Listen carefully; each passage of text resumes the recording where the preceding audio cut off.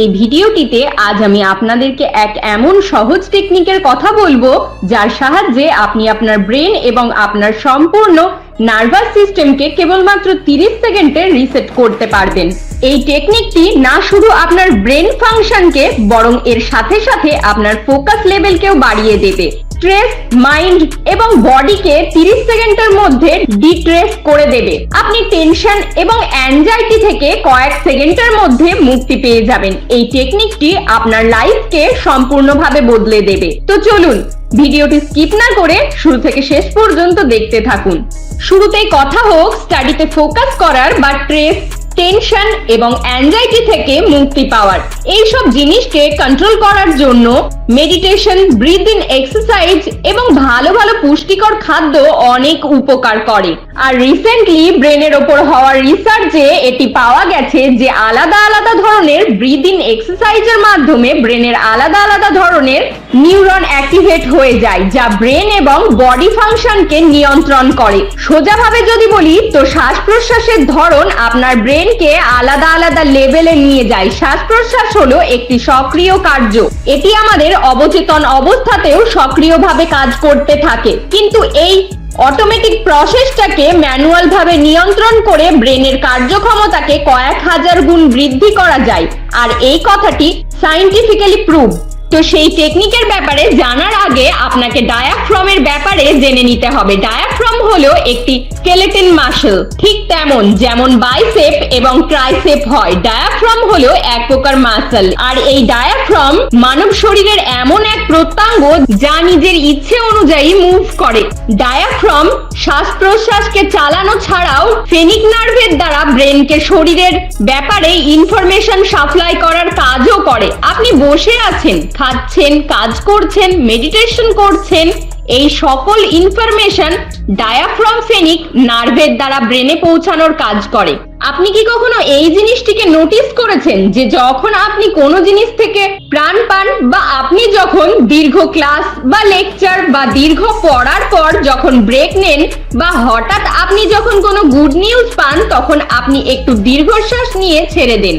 আর ডায়াফ্রামের দ্বারা নেওয়া দীর্ঘশ্বাস আপনার ব্রেনে অবস্থিত সাইন নিউরনকে অ্যাক্টিভেট করে দেয়, যার ফলে আপনি অনেক শান্তি, রিল্যাক্স এবং চার্জ ফিল করতে পারেন। মনে হয় যে সম্পূর্ণ ব্রেন এবং বডি পুরোপুরি রিল্যাক্স হয়ে গেল এবং এর সাথে সাথে আপনি এক আনন্দের অনুভূতি পান। মানব মস্তিষ্কে প্রায় 86 বিলিয়ন নিউরন থাকে, যা আপনাকে হাসতে, কাঁদতে, ঘ্রাণ নিতে, শুনতে, অনুভব করতে এবং আমাদের প্রতিটি অ্যাকশনের জন্য কাজ করে। আমাদের এক এক প্রকারের কাজের জন্য নিউরন এক একটি গ্রুপে কাজ করে। আর এই নিউরনসের গ্রুপের মধ্যে একটি গ্রুপের নাম হলো সাইন নিউরনস, যা আমাদের মধ্যে সুখ এবং আনন্দের অনুভূতি তৈরি করার কাজ করে।